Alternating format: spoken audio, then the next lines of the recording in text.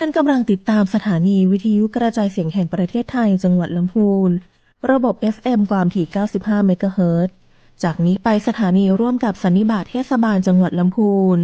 เสนอรายการฮัลโหลเทศบาลค่ะ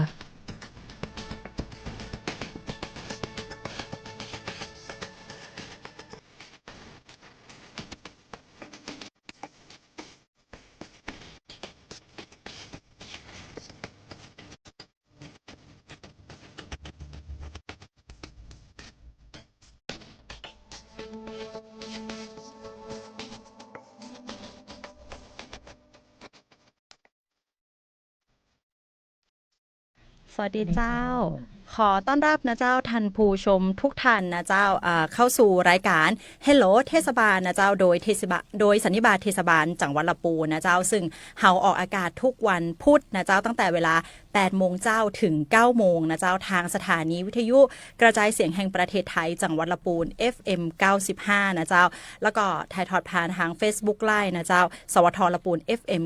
95ซึ่งในวันนี้นะเจ้าข้าเจ้านางสาวปิยพรจากชัยวงศ์นะเจ้าปฏิบัติงานประชาสัมพันธ์เทศบาลเมืองลำพูนนะเจ้าวันนี้ก็เป็นตัวแทนนะเจ้าในการมาดำเนินรายการในส่วนของฮัลโหลเทศบาลโดยสันนิบาตเทศบาลจังหวัดลำพูนนะเจ้าซึ่งในวันนี้เองเฮาก็จะมาอู้ถึงเรื่องราวของการจัดการในส่วนของภัยพิบัตินะเจ้าน้ำท่วมยังมีส่วนร่วมของจังหวัดลำพูนนะเจ้าซึ่งจะเป็นความร่วมมือของสันนิบาตเทศบาลจังหวัดลำพูนร่วมกับสถาบันวิจัยพหุศาสตร์มหาวิทยาลัยเชียงใหม่นะเจ้าซึ่งวันนี้เฮาก็อยู่นะเจ้ากับทางดร.สุดารัตน์อุทารัตน์นะเจ้านักวิจัยชำนาญการพิเศษของสถาบันวิจัยพหุศาสตร์มหาวิทยาลัยเชียงใหม่นะเจ้าสวัสดีเจ้าสวัสดีเจ้าเจ้าเป็นชื่ออาจารย์ออนนะเจ้าซึ่งทางอาจารย์ออนเองนะเจ้าเปิ้นก็เป็นนักวิจัยนะเจ้าตีถือว่ามีความร่วมมือกับเทศบาลเมืองลำพูนมาตั้งแต่ต้นนะเจ้าซึ่งวันนี้เองเนี่ยเฮาก็จะมาอู้ถึงความร่วมมือของสันนิบาตเทศบาลจังหวัดลำพูนกับทางสถาบันวิจัยพหุศาสตร์มหาวิทยาลัยเชียงใหม่ว่ามีที่มาที่ไปนะเจ้าแล้วก็มีการดำเนินการไปแล้วกี่เฟสอย่างใดพ่องสำหรับทันใดที่บ่าฮู้เกี่ยวกับเรื่องของความร่วมมือของสันนิบาตจังหวัดลำพูนกับมช.วันนี้นะเจ้าเดี๋ยวเฮาเชิญทางอาจารย์ออนได้มาเล่าให้ฟังนะเจ้าเกี่ยวกับความร่วมมือนี้นะเจ้าเชิญอาจารย์ออนเจ้าในส่วนของความร่วมมือนะเจ้าที่ทางสถาบันวิจัยพหุศาสตร์มช.เฮานะเจ้าได้เข้ามาร่วมเนาะทำงานกับเทศบาลเมืองลำพูนนะเจ้าก็เฮาทำกับเทศบาลมาหลายปีแล้วเนาะแต่ที่เห็นเป็นรูปธรรมชัดเจนนะเจ้าก็คือในเรื่องของการเข้ามาหนุนเสริมนะคะให้เทศบาลเนี่ยมีความเข้มแข็งเนาะพัฒนาศักยภาพของเทศบาลเจ้าโดยผ่านโปรแกรมเนี่ยเร่งรัดบ่มเพาะนะเจ้าให้เมืองเนี่ยเข้าสู่เมืองน่าอยู่อย่างชาญฉลาดนะเจ้าซึ่งอันเนี้ยตั้งต้นเนี่ยเจ้าทางสมาคมสันนิบาตเทศบาลนครเนาะและเมืองเนี่ยนะเจ้าก็ได้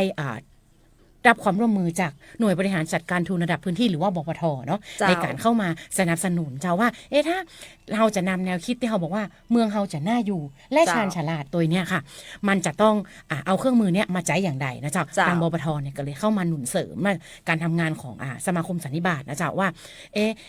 เขาก็เลยมีการเลือกต้นแบบเนาะของเทศบาลเมืองและนครเจ้าปีแรกที่ผ่านมาเนี่ยเรามีการเลือก18เทศบาลเมืองและนครนะเจ้าที่จะเข้ามาเป็นต้นแบบเนาะในการพัฒนาเมืองคือน่าอยู่อย่างชาญฉลาดนะเจ้าละปูนก็เป็น1ใน18เมืองที่ถูกคัดเลือกนะเจ้าคือเป็นต้นแบบแต่นี้ละปูนเป็นต้นแบบอะไรอย่างนะเจ้าโจทย์ไปได้มาจากนักวิจัยของมช.โจทย์มาจากในพื้นที่นะเจ้าทางท่านนายกเองเนี่ยกูบุญเองนะเจ้าก็เข้าไปอู้กับเจ้าบ้านเนาะว่าถ้าเราจะทำเมืองละปูนเนี่ยคือเป็นเมืองน่าอยู่อย่างชาญฉลาดเนี่ยละปูนจะเป็นเมืองน่าอยู่อย่างชาญฉลาดแบบไหนเจ้าก็ปรากฏว่าละปูนเนี่ยคนละปูนบอกว่าลำปูนน่ะอยากจะเป็นต้นแบบของเมืองน่าอยู่ที่เอาวัฒนธรรมเนาะฐานวัฒนธรรมของเฮาเนี่ยจะมาขับเคลื่อนเศรษฐกิจชุมชนแล้วแบบพอต้องยั่งยืนตัวก็คือว่าจะต้องต่อเนื่องนะเจ้าไม่ใช่ว่าอันได้แค่วูบวาบเนาะแล้วก็หายไปจะต้องยั่งยืนตัวนะเจ้าเฮาจะมาทิ้งไข่ไว้ข้างหลังทุกคนในเมืองลำปูนจะต้องได้ประโยชน์จากการที่เฮามีต้นทุนวัฒนธรรมที่แข็งแรงเนาะแล้วก็เอามาต่อยอดนะเจ้าทำให้สิ่งเหล่านี้มันพัฒนาด้านกายภาพเนาะด้านเศรษฐกิจด้านสังคมและทำให้เมืองเนี่ยกลายเป็นเมืองน่าอยู่อย่างชาญฉลาดนะเจ้าดังนั้นเนี่ยพอเฮาต่างมช.เองเนี่ยเฮาได้รับโจทย์นี้มาเนาะได้รับโจทย์นี้มา เฮาจะทำอย่างไรเฮาก็เอามาคิดกันในทีมและร่วมทำงานตั้งแต่วันแรกจนถึงวันสุดท้ายเนี่ยกับเทศบาลเมืองลำพูนบาล่ากันไปไหนนะเจ้าคือเทศบาล อยู่ด้วยกันมายาวนาน แม่นเจ้า เจ้า เทศบาลก็เข้ามันเป็นคณะทำงานเนาะใน เจ้า โครงการเลยบัจเจ้ว่านักวิจัยทำเลยเดี๋ยวเทศบาลเรารับบัจเจ้เจ้า เจ้า โครงการเนี้ยเป็นโครงการที่เราร่วมออกแบบเนาะร่วมวางแผนนะเจ้าร่วมเป็นเจ้าภาพร่วมด้วยกันเนาะ เจ้า แล้วก็ร่วมกันเอาผลของโครงการวิจัยไปใช้ประโยชน์โดยเทศบาลเมืองลำพูนนะเจ้า เจ้า ก็ขั้นแรกเนี่ยเฮาก็อย่างที่บอกว่าเฮาบัได้ทำความร่วมมือกับแค่เทศบาลเนาะกับมช การทำงานให้เมืองเนี่ยกลายเป็นเมืองน่าอยู่อย่างชันฉลาดและยั่งยืนเนี่ยเราจะต้องเอาคนทุกคนที่อยู่ในเทศบาลเมืองลำพูนเข้ามามีส่วนร่วม เจ้า ดังนั้นเนี่ยก้าวแรกหรือกระดุมแม่แรกที่เราจะกัดเนี่ยเพื่อที่จะบอกให้มันผิดทางเนาะเราก็ได้เอาคนทุกคนในเมืองลำพูนเจ้า เจ้า มาฟังเสียงเราก็เลยจัด เจ้า เวทีใหญ่เนาะว่าเวทีฟังเสียงคนลำพูนเนี่ยเจ้าที่ว่า เจ้า ถ้าเมืองลำพูนจะเป็นเมืองน่าอยู่อย่างชันฉลาดเนี่ยคนลำพูนมองว่าเมืองเนี่ยจะต้องให้ความสำคัญกับเรื่องไหนพ้อง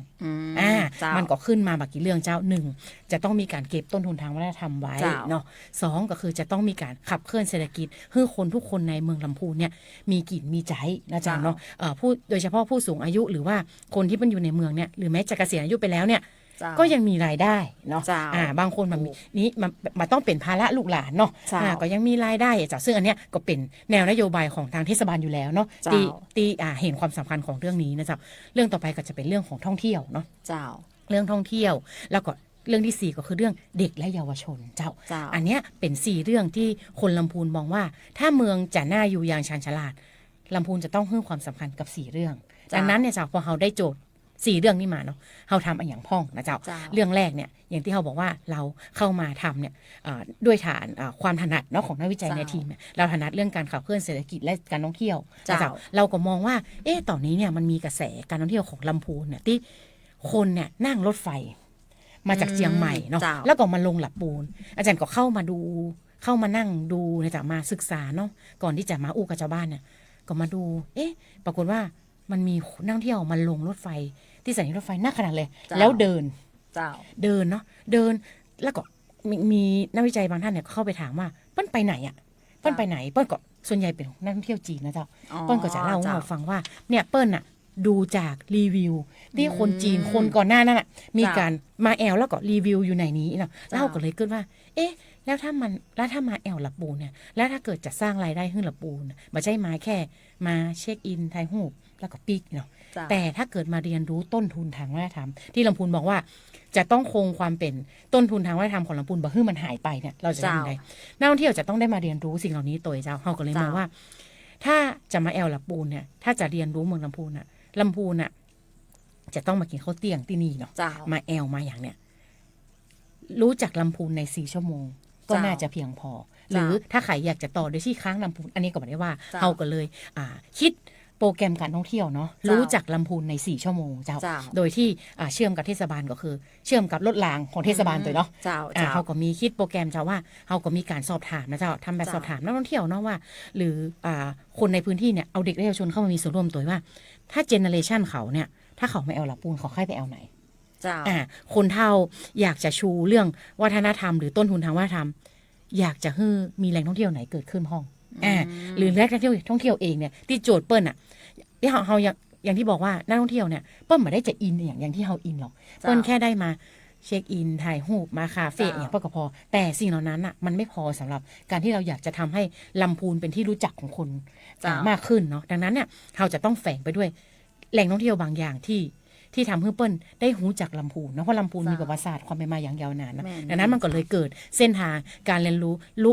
รู้จักลำพูนใน4 ชั่วโมงเนาะผ่านรถรางของเทศบาลซึ่งเส้นทางเนี่ยเจ้าถ้าใครจะมาแอลเนี่ยก็สามารถเข้ามา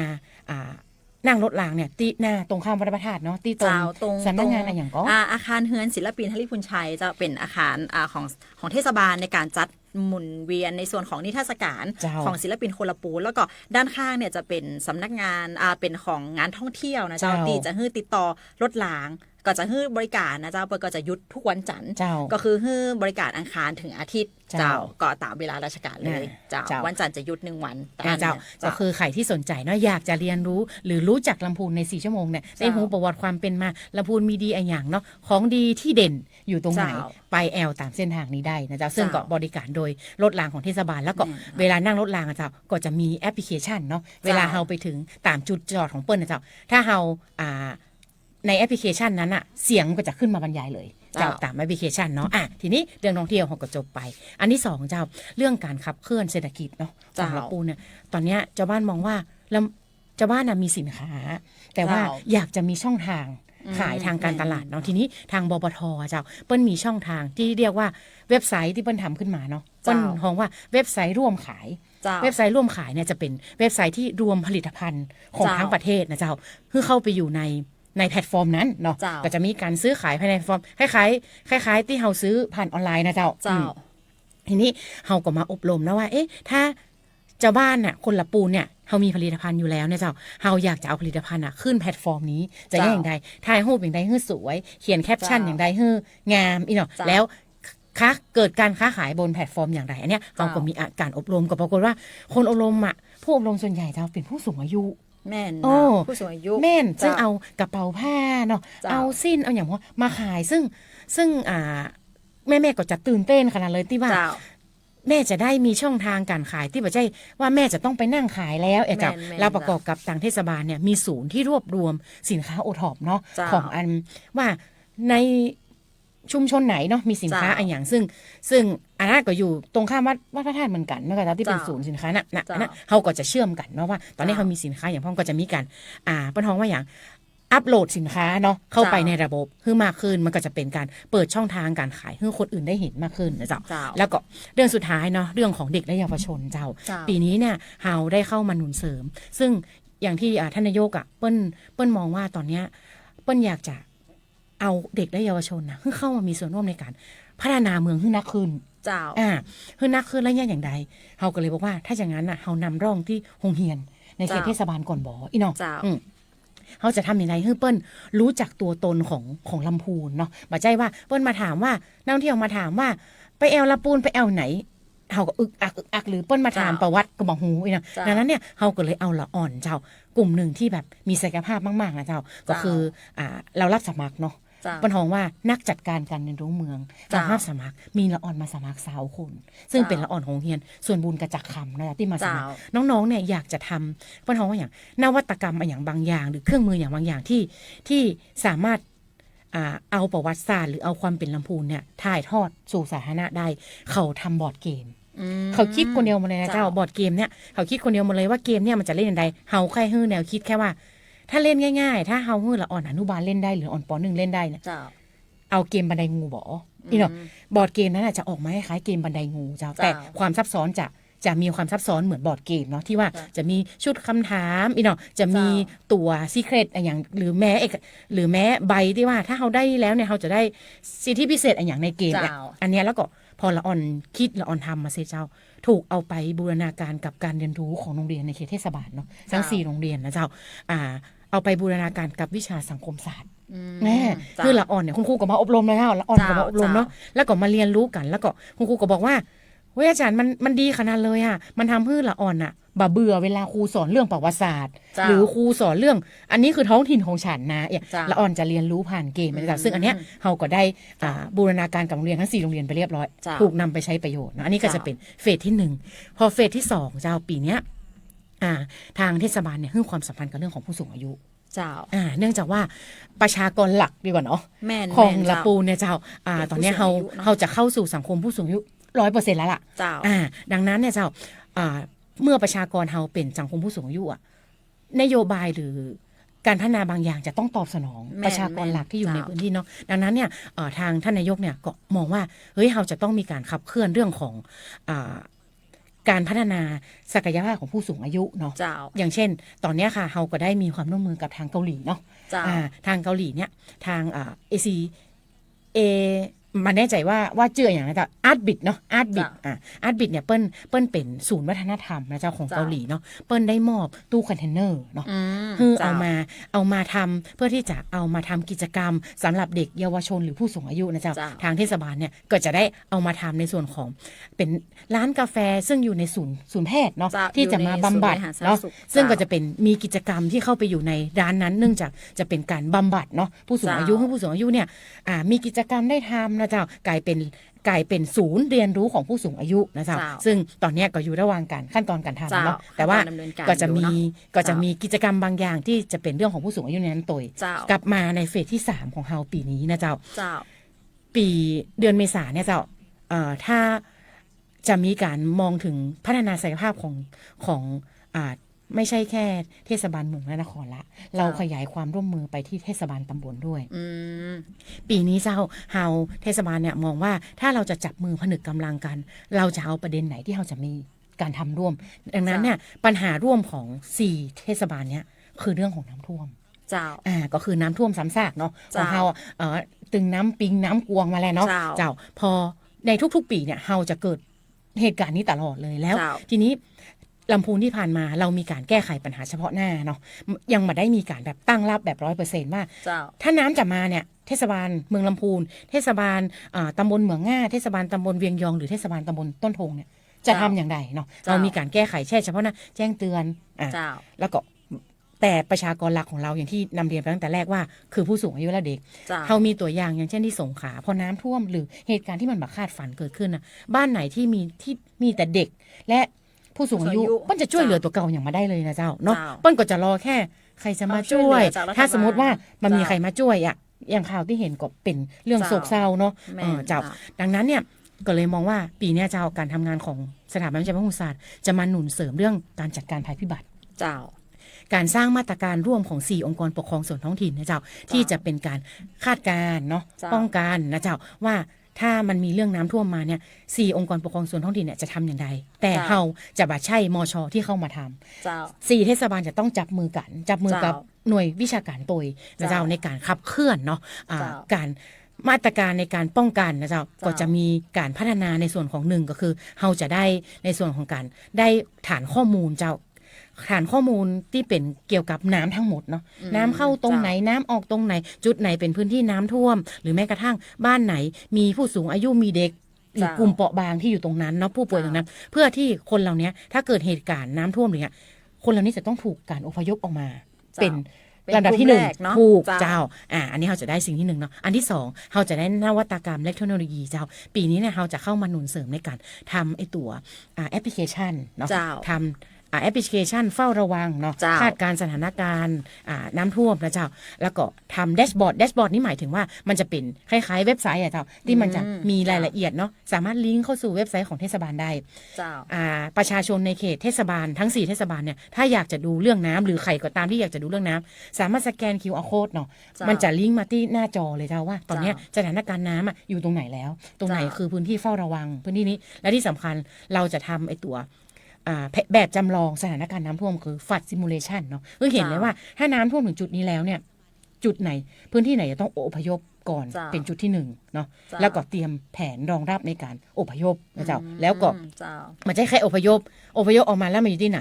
เราก็จะต้องดูแต่ว่าถ้ามีการอพยพกลุ่มที่1ออกมาแล้วเนี่ยศูนย์พักพิงจะต้องอยู่ที่ไหนอันนี้เราจะมีการจัดทำเป็นระบบเนาะส่วนสุดท้ายเนี่ยเจ้ามันก็จะได้ในส่วนของการทำงานทั้งหมดเนี่ยเราจะพยายามปั้นให้เกิดนวัตกรท้องถิ่นหมายถึงคนที่ทำงานกับเราตั้งแต่ต้นจนจบเนาะรู้ว่าน้ำเข้ามาทางไหนนะเจ้าบอกว่าจะเป็นกลุ่มของอสม.กลุ่มแกนนำหรือเจ้าหน้าที่ของเทศบาลเนาะจะต้องมาร่วมเป็นนวัตกรท้องถิ่นถ้าสมมติมันเกิดเหตุการณ์เนี่ยกลุ่มคน3กลุ่มนะเจ้าจะต้องเป็นคนที่เข้าไปช่วยเหลือเนาะที่อยู่ในพื้นที่เจ้าเขาจะต้องรู้เลยว่าถ้าน้ำท่วมถึงจุด A แล้วเนี่ยน้ำมาระดับ A นะสมมติน้ำมาระดับ A เนี่ยเขาจะต้องเตรียมพร้อมของห้องเช่นอย่ามาต้องเตรียมเรือแต่ต้องเตรียมรถพี่จะขนไข่ออกมาก่อนแต่ถ้ามันมาถึงระดับ B แล้วเนี่ยบ่ไหวแล้วเขาจะต้องเตรียมอย่างนี้ค่ะอันเนี้ยมันก็จะมีการวางแผนเนาะซึ่งการทำงานทั้งหมดเจ้าก็จะเป็นการทำงานด้วยกันเนาะจะมาแยกกันละ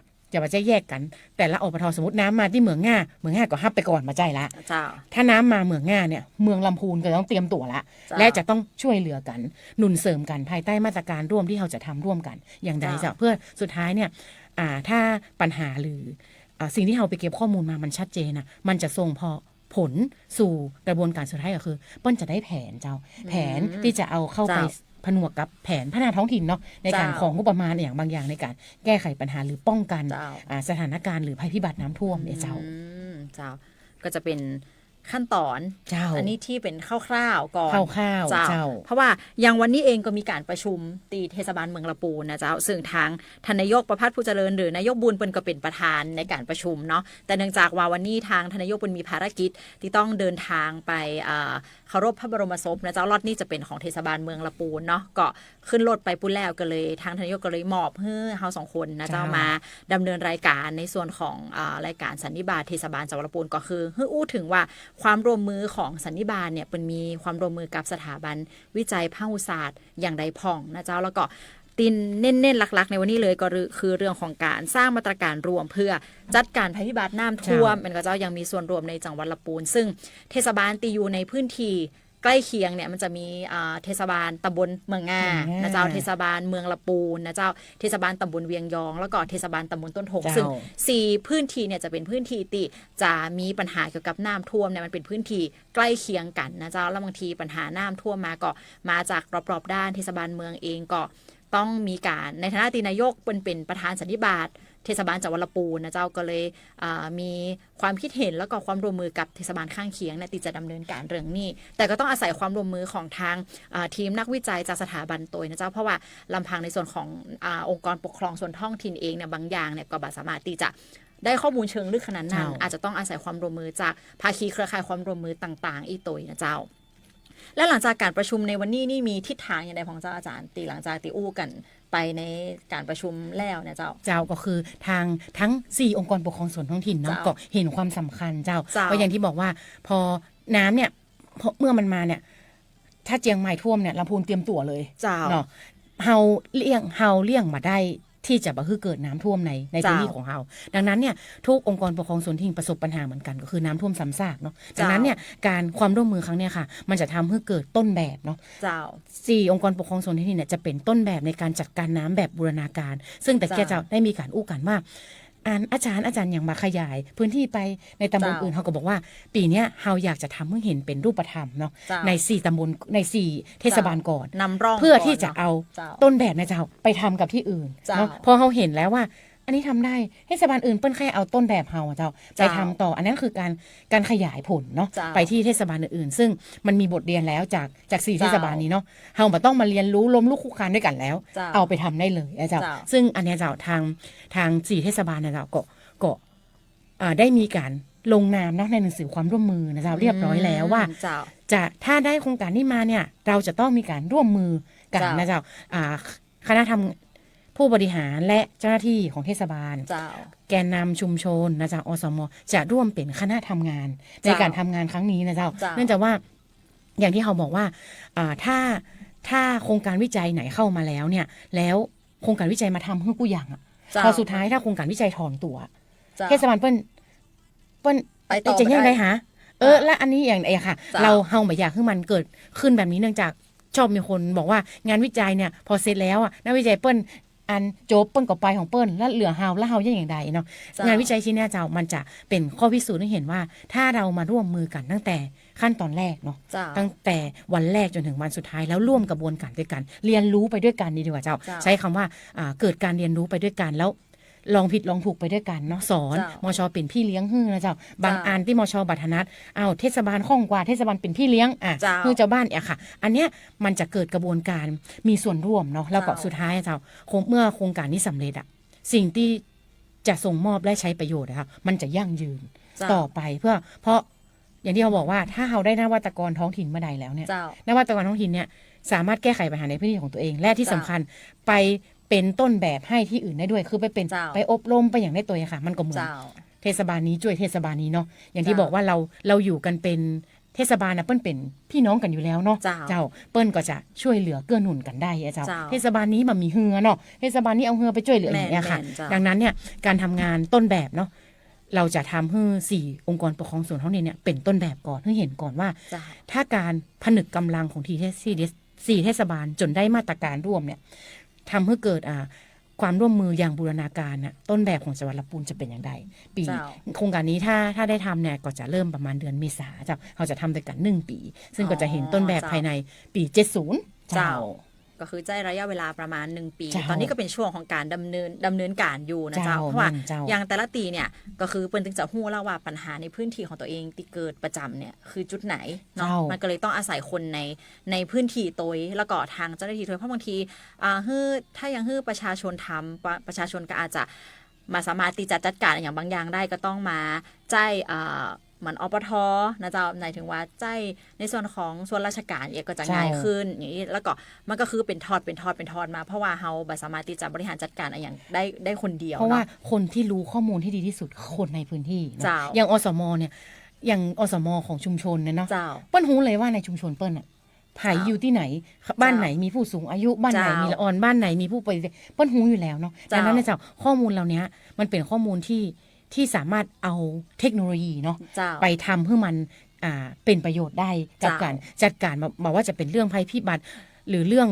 อย่างต่างๆเจ้า เจ้า ฐานข้อมูลเราเนี้ยถ้าสมมุติว่าเราถูกนำขึ้นมาให้อยู่ในระบบของการจัดการที่มีคุณภาพเนาะ เจ้า ข้อมูลเราเนี้ยมันจะช่วยผู้บริหารเทศบาลในการตัดสินใจในการแก้ไขปัญหาในหลาย ๆ เรื่องได้เลยเจ้า เจ้าก็ถือว่าณตอนนี้คือโครงการยังชูอยู่ในช่วงตีมีการประชุม แม่น นะเจ้า เจ้า แล้วก็มีข้อหารืออะไรอย่างกันต่างๆ อยู่แล้วก็เล่ายาวลาในการดำเนินการนี้ทางอาจารย์ออสปนวาประมาณเริ่มเมษา เจ้า 69ก็ไปจนถึงเมษา แม่นเจ้า 70 1 ปีนะเจ้าเดี๋ยวหลังจากนี้เนี่ยเราคอยมาติดตามในส่วนของความเคลื่อนไหวนะเจ้าแล้วก็จะมีการขับเคลื่อนโครงการไปถึงอย่างใดผ่องซึ่งคิดว่าโครงการอย่างไรก็ต้องเป็นประโยชน์กับพ่อแม่พี่น้องประชาชนแน่นอนนะเจ้าถึงได้มีโครงการนี้ขึ้นมาโดย4 องค์กรปกครองส่วนท้องถิ่นนะเจ้าเทศบาลเมืองเทศบาลตำบลเหมืองงาเทศบาลตำบลเวียงยองแล้วก็เทศบาลตำบลต้นทง เจ้า 4 พื้นที่เนี่ยจะเป็นพื้นที่นำรองก่อนนะเจ้าแล้วเดี๋ยวเรามาดูความเป็นรูปธรรมของโครงการนี้นะเจ้าแล้วก็ในช่วงนี้นะเจ้าเดี๋ยวเราขออนุญาตพักเบรกกันสักครู่หนึ่งนะเจ้าแล้วเดี๋ยวเราปิกมาในช่วงหน้านะเจ้าวันนี้ก็ช่วงหน้าจะเป็นทางท่านนายกเทศมนตรีตำบลต้นทงนะเจ้าว่าที่ร้อยเอกปานพลตาพิงนะเจ้าเปิ้นก็จะได้มาอู้ถึงเรื่องปัญหาน้ำท่วมในพื้นที่ของเทศบาลตำบลต้นทงนะเจ้าว่าวันนี้เนี่ยมารวมกับเทศบาลเมืองละปูแล้วก็แหม2 เทศบาลรวมกันเป็น4เนี่ยเปิ้นมีความคิดเห็นในการที่จะมาจับมือกับโครงการหรือว่าที่เราจะมาทำตัวเนี่ยอย่างใดพ่องนะเจ้าเดี๋ยวเราปิกมาปากันในช่วงหน้าเจ้า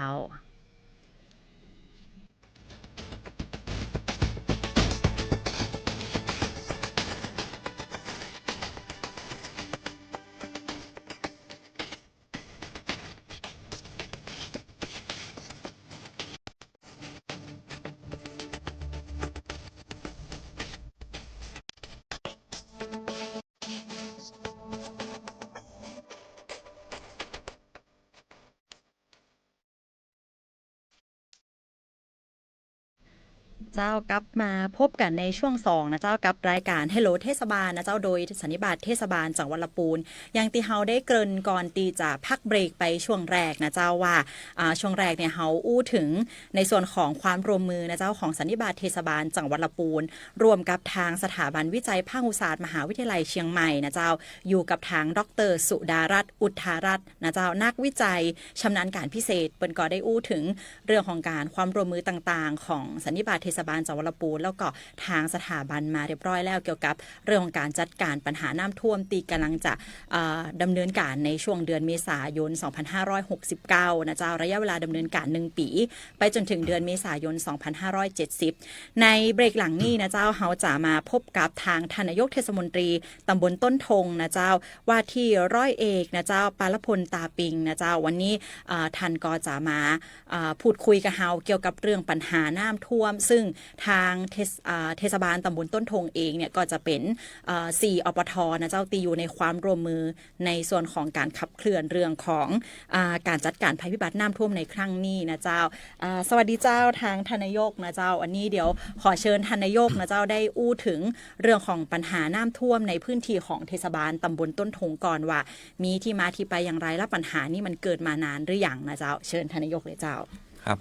ก่อนอื่นนะครับก็ขอสวัสดีท่านผู้ฟังนะครับทุกท่านครับผมว่าที่ร้อยเอกปารพลตาปิงนายกเทศมนตรีตำบลต้นทงนะครับก็ด้วยสภาพพื้นที่ของตำบลต้นทงเองนะครับมีพื้นที่ 22.78 ตารางกิโลเมตรพื้นที่ประมาณ 14,000 กว่าไร่นะครับแล้วก็เป็นพื้นที่เกษตรก็ประมาณ 7,700 ไร่มี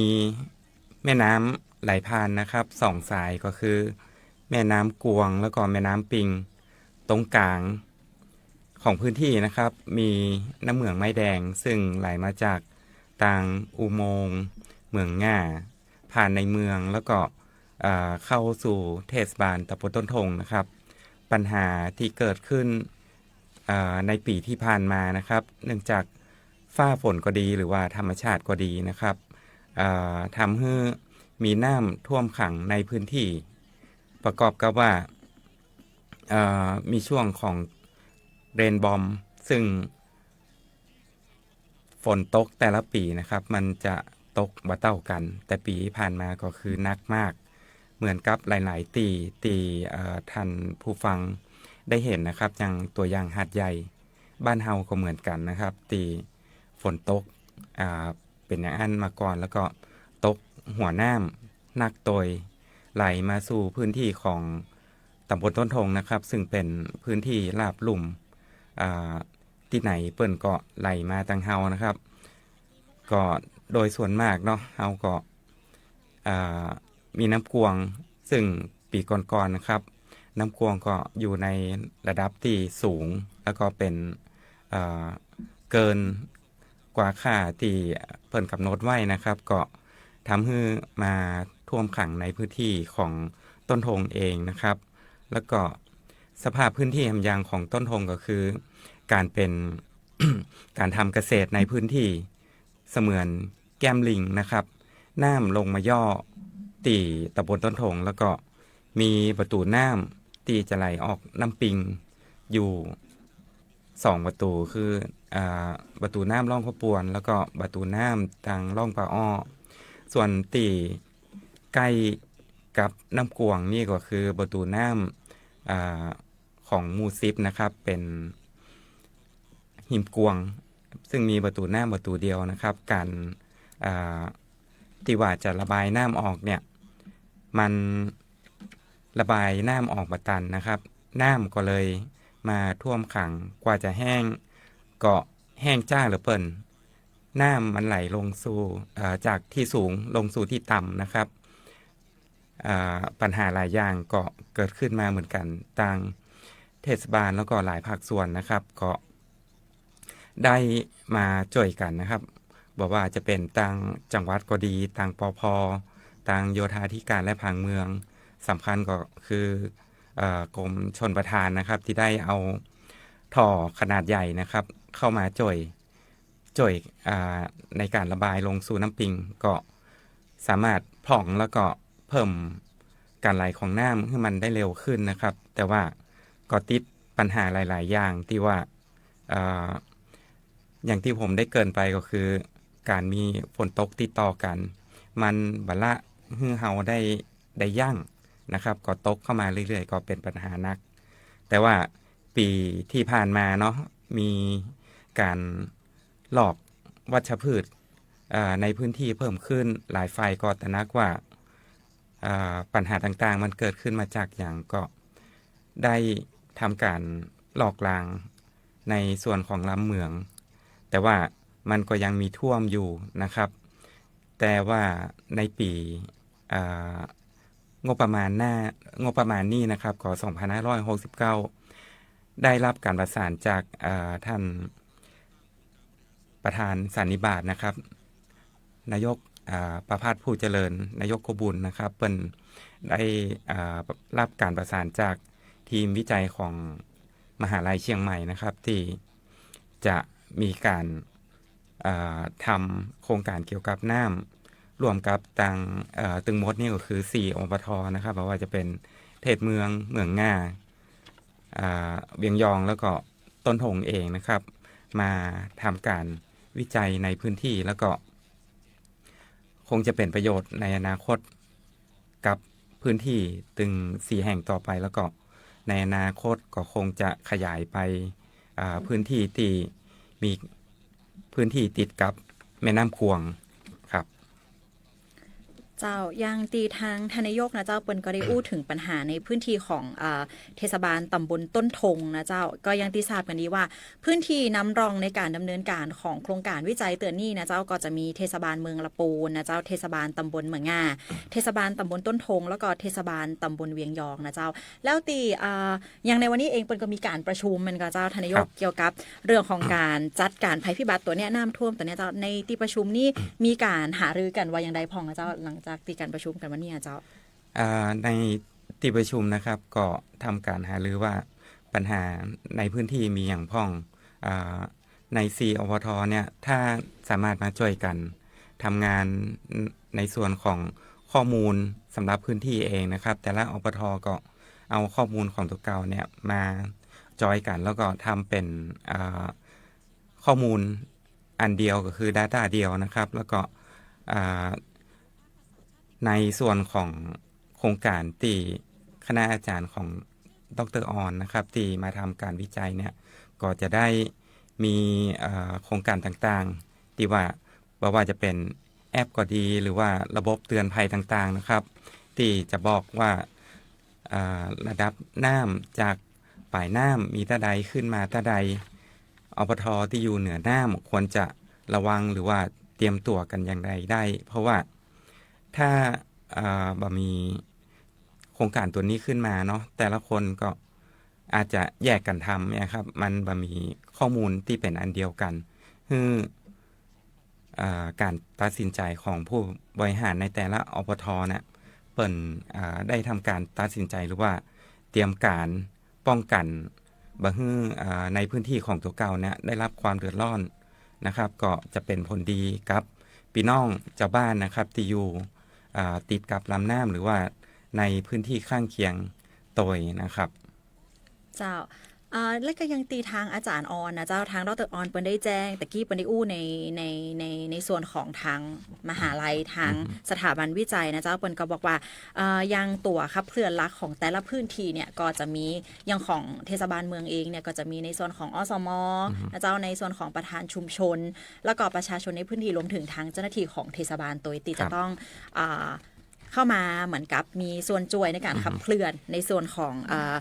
เรื่องน้ำท่วมการจัดการภัยพิบัติตัวนี้นะเจ้าและในส่วนของเทศบาลตำบลต้นทงเนี่ยมีการเตรียมการในส่วนของเจ้าหน้าที่ตีจะต้องเป็นเหมือนกับบุคลากรที่ต้องลงไปทำงานด้านนี้อย่างใดพองเจ้าทนายก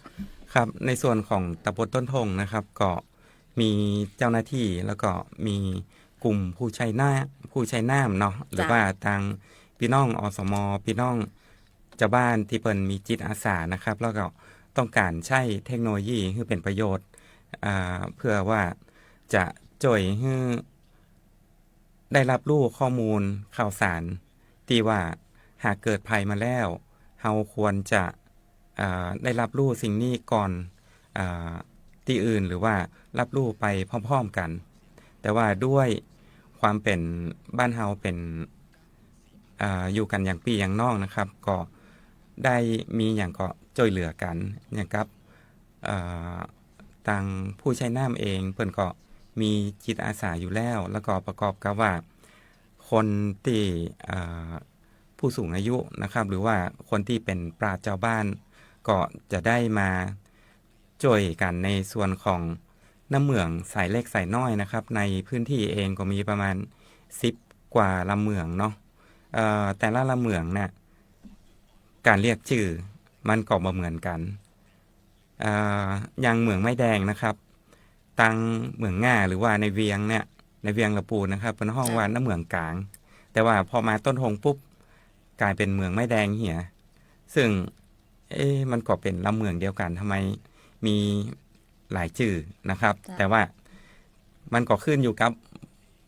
บริบทของแต่ละที่ว่าเปิ้นห้องว่าอย่างนะครับเฮาก็อยากได้ชื่อลำเมืองที่ว่าเป็นชื่อเก่าดั้งเดิมมันซึ่งมันอาจจะมีเหมือนกับว่าเรื่องราวต่างๆนะครับเกี่ยวกับลำเมืองนั่นอย่างเมืองขี้เลือดเมืองฟ้าพาเมืองแหมหลายเส้นนะครับในพื้นที่ตำบลต้นทงนะครับบางทีก็สุดบางทีก็ไปออกน้ำเมืองกลางหรือว่าน้ำเมืองไม้แดงนะครับก็อยากให้ทุกท่านที่ว่ามีความรู้เกี่ยวกับลำเมืองในส่วนของตำบลต้นทงมาช่วยกันให้ข้อมูลนะครับกับเทศบาลโดยครับเจ้าแม่นเพราะว่าแต่ยังแต่ละพื้นที่เนี่ยเจ้าคือต้องอาศัยคนตีเหมือนกับว่าเป็นคนในชุมชนแต่ที่เปิ้นจะได้ฮู้ในส่วนของปัญหาว่าจุดเนี่ยคือปัญหาน้ำท่วมซ้ำซากมันก็เจ้าว่าตรงจุดไหนพองแล้วก็อาจจะต้องเป็นคนในพื้นที่จริงๆเพราะบางทีถ้าสมมติเทศบาลลงบางทีเจ้าหน้าที่เทศบาลเนี่ยก็อาจจะไม่ได้เป็นคนในพื้นที่แหละเพราะว่าเป็นข้าราชการก็ย้ายมาหรืออย่างต่างๆก็อาจจะไม่ได้มีความหู้แต่ยังในส่วนตัวของทางทานนายกหรือว่าคนในพื้นที่ที่เป็นเจ้าบ้านเนี่ยเปิ้นจะหู้ปัญหาที่แท้จริงมาแล้วอย่างต้นทงนี่มีจุดตีท่วมซ้ำๆก็เจ้าเนาะตีทานนายกได้อู้ไปมีจุดไหนพองตีจะท่วมซ้ำอยู่ตรงเนี้ยประจำแล้วก็ยูเมินตัวเจ้าครับจุดที่ท่วมซ้ำประจำก็คือจุดที่มันอยู่หน้าประตูน้ำนะครับอย่างเช่นตังประตูน้ำล่องพระปวนหรือว่าประตูน้ำล่องปลาอ้อก็ดีซึ่งตรงนั้นมันเป็นจุดที่ต่ำสุดหรือเปิดนะครับในส่วนของแต่ละตำบลนะครับซึ่งจุดที่ล่องพระปวนนะครับน้ำจะต่ำหรือเปิดแต่เวลาน้ำปิงลงจุดนี้ก็คือระบายน้ำได้ดีกว่าเปิดแต่ว่าด้วยที่ว่ามันอยู่ปลายสายเหมือนไส้สุดนะครับมันก็รอจากตำบลในแห้งมาก่อนก่อยๆแห้งไปแล้วก็มาถึงจุดของตีล่องพะปวนระหว่างหมู่9บ้านปากล่องกับหมู่6บ้านสันมะนะนะครับมันก็ก่อยแห้งที่หลังเปิ้นนะครับอันนี้ก็เป็นอย่างอี้เวลาน้ำท่วมมานะครับจ้ะถ้าจุดนั้นนี่คือถ้าอู้ให้คนทุกคนแบบพูดจักว่าเอ้ยตรงจุดน่ะคือตรงเนี้ยคือต้องอู้ว่าจุดไหนแล้วเพราะว่าถ้าว่าอีน้องก็บ่เคยได้ยินเหมือนกัน อยู่ตรงจุดไหนคือจุดนี้นะครับจะอยู่ทางโก้งสะพานเนาะก่อนขึ้นสะพานแล้วก็เลี้ยวขวาเข้าหมู่ที่9เข้าไปแห่มประมาณ1 กิโลประมาณนะครับเข้าไปมันจึงมีเป็นรูปโก้งรับอยู่หันอยู่แล้วก็มันจะมีประตูน้ำอยู่นะครับซึ่งใครที่เคยผ่านไปผ่านมาตอนน้ำท่วมเราจะปิดถนนตรงนั้นนะครับปีก่อนๆเนี่ยก็คือใช่ต่อของไฮโดรโฟซึ่งชนประทานพื้นขอมาเนาะก็2ตัวทำให้พ่อแม่พี่น้องที่เคยสัญจรไปมาได้รับผลกระทบอยู่เหมือนกันนะครับเจ้าเหมือนกันเช่นเดียวกันก็ยังในโซนของเทศบาลเมืองเองนะเจ้าจุดน้ำท่วมซ้ำๆมันก็จะมีจุดแถวบ้านหลวยนะเจ้าที่เป็นจุดประตูน้ำต่างๆแล้วก็จุดระบายน้ำของเขาก็จะอยู่ตีท่าปะบุญตันเวลาเฮาต่อขึ้นมาเพื่อจะปล่อยน้ำลงสู่ลำน้ำกวงเนี่ยก็จะทำให้การสัญจรของรถตีเปินเบียงมาจากเส้นถนนจิตวงศ์พันธ์รังสรรค์นะเจ้าเส้นตีจะคนเป็นลูกตังนิคมมาผ่านหลอดสะพานดำเปิดจะมาเส้นนั้นประจำแล้วตอนเจ้าเนี่ยรถติดสัญจรไปมาเยอะแล้วก็จะเป็นปัญหาเนี่ยเวลาถ้าเขาจะสูบน้ำจากในเมืองเพื่อไปปล่อยลงน้ำกวงก็จะเป็นปัญหาเวลารถผ่านไปผ่านมาก็จะถือว่าเป็นปัญหาเหมือนกันนะเจ้าซึ่งตัวนี้เป็นตัวสำคัญนะเจ้าตีทางเทศบาลตึง4เทศบาลนะเห็นความสำคัญว่าเป็นปัญหาเร่งด่วนตีเขาจะต้องร่วมมือกันแก้ไขเพราะว่าปัญหายังหน้าฝนเข้ามาเนี่ยก็จะเริ่มเหมือนระแวงแล้วว่าจะน้ำท่วมก่อถ้าปีนี้น้ำน้อยฝนบ่ตกเยอะก็บ่เป็นปัญหาเนาะแต่ถ้าฝนตกซ้ำๆเริ่มติดกัน 2-3 วันแล้วก็ประกอบกับทางเขื่อนตังแมงง่าจะปล่อยน้ำออกมาแหมแล้วเจ้ามันก็จะทำให้เกิดปัญหาน้ำท่วมถ้าเจียงใหม่ท่วมเนี่ยอย่างคราวที่แล้วเนี่ยก็บ่มีใครคาดคิดว่าจะท่วมเส้นเรียบรางรถไฟเข้ามาถึงเมืองงาแล้วก็ท่วม แบบข้างอยู่หั่นเป็นหลายสัปดาห์นะเจ้าแล้วมันก็จะมีผลกระทบมาถึงเทศบาลอื่นๆตัวที่เคยมีน้ำท่วมในพื้นที่ก็ถือว่าเป็นความร่วมมือนะเจ้าซึ่งถ้าสมมุติดำเนินการได้ก็จะเป็นนวัตกรรมท้องถิ่นอย่างหนึ่งเลยนะเจ้าตีจะแบบรวมมือกันแล้วก็จะสำเร็จเป็นรูปธรรมนะเจ้าโดยระยะเวลาดำเนินการอย่างที่บอกว่าในส่วนของโครงการตัวนี้นะเจ้าที่เป็นการจัดการภัยพิบัติน้ำท่วมนะเจ้าเริ่มดำเนินการเมษายน 2569 นี่นะเจ้าไปจนถึงปีหน้า 2570 นะเจ้าซึ่งในช่วงท้ายรายการแล้วเราก็เดินทางมาช่วงท้ายรายการนะเจ้าวันนี้ก็รับทราบปัญหาจากในโซนของเทศบาลตำบลต้นทงเรียบร้อยแล้วนะเจ้าก็เดี๋ยวเราขอทางท่านนายกเป็นได้ฝากในส่วนของภารกิจกิจกรรมอย่างต่างๆของเทศบาลต้นทงหลังจากรับฟังเรื่องของการจัดการหรือปัญหาน้ำท่วมมาแล้วเดี๋ยวเชิญท่านนายกได้ฝากถึงกิจกรรมช่วงนี้นะเจ้าตีจะมีในสัปดาห์นี้สัปดาห์หน้าว่ามีกิจกรรมงานอะไรอย่างของเทศบาลต้นทงเจ้าก่อนอื่นนะครับก็ขอบคุณทางนายกกบุญนะครับที่ได้เล็งเห็นความสำคัญของการจัดการภัยพิบัติเกี่ยวกับน้ำท่วมโดยมีอาจารย์ดร.ออนนะครับของทีมวิจัยของมช.เข้ามาเป็นผู้ทำนวัตกรรมหรือว่าขี้คายปัญหาในพื้นที่แล้วก็จะคงมามีแค่4อปท.นะครับหากปีแรกสำเร็จลุล่วงด้วยดีก็คงจะนำมาซึ่งอปท.แห่งหลายตีเรามีพื้นที่ติดกับแม่น้ำใหญ่ๆนะครับไม่ว่าจะเป็นทางน้ำปิงน้ำกวงก็ดีซึ่งหากทางอปท.มารวมกันเป็นหนึ่งเดียวมันก็เป็นเรื่องดีแล้วก็เป็นพลังที่ยิ่งใหญ่ที่จะช่วยกันแก้ไขปัญหาบอกว่าจะเป็นปัญหาเล็กหรือว่าปัญหาใหญ่ก็ตามนะครับก็ทุกสิ่งทุกอย่างอยู่ที่การร่วมมือร่วมใจกันทำงานให้สำเร็จลุล่วงไปนะครับก็มันคงมีอุปสรรคหลายอย่างแต่ว่าเราก็อยากให้มันขี่คายไปด้วยดีนะครับก็สำหรับกิจกรรมของเทศบาลตำบลต้นทงนะครับก็มีกิจกรรมเกี่ยวกับวันเด็กนะครับซึ่งของต้นทงเองนะครับก็ได้จัดในวันศุกร์นี้นะครับวันที่9 มกราคม 2569นะครับเป็นโครงการพัฒนาเด็กและเยาวชนตำบลต้นทงนะครับซึ่งหลายๆตีก็อาจจะจัดวันที่10หรือว่าวันที่11นะครับแต่ว่าของต้นทงเองสะดวกในวันศุกร์นะครับหากพี่น้องท่านไหนว่างนะครับบ่มีธุระที่อื่นก็สามารถนำลูกหลานมาแอวที่เทศบาลตำบลต้นทงได้นะครับขอบคุณครับเจ้าก็จัดในวันศุกร์นี่แล้วนะเจ้าศุกร์ที่9เจ้าก็ทางเทศบาลเมืองลำพูนก็ขออนุญาตประชาสัมพันธ์ทางช่องทางนี้เลยนะเจ้าวันเสาร์ที่10 มกราคมนะเจ้าทางเทศบาลเมืองลำพูนก็จัดกิจกรรมเช่นเดียวกันนะเจ้าก็จะปีนี้เนี่ยเขาไม่ได้จัดตีโรงเรียนเทศบาลสัมปะยังนอมตีเดียวนะเจ้าก็จะมีการ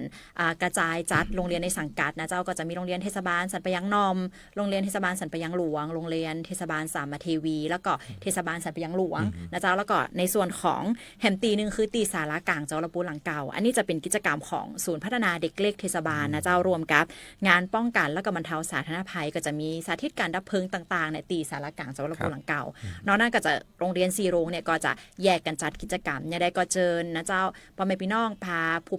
าบุตรหลานไปร่วมงานวันเด็กในวันเสาร์นี้ได้นะเจ้าตั้งแต่เวลา 8 โมงเจ้าเป็นต้นไปนะเจ้า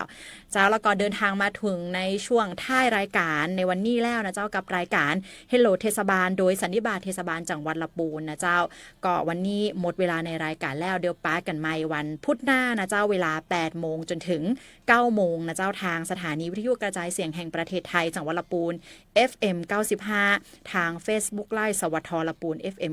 95ซึ่งวันนี้นะเจ้าข้าเจ้านะเจ้านางสาวปิยพรจากชัยวงศ์นะเจ้าและก็ทางทันวาทีร้อยเอกนะเจ้าปาลพลตาปิงนายกเทศมนตรีตำบลต้นทงก็ขออนุญาตลาพ่อแม่พี่น้องทันผู้ฟังทุกท่านไปก่อนนะเจ้าสวัสดีเจ้าทนายกสวัสดีเจ้าสวัสดีครับ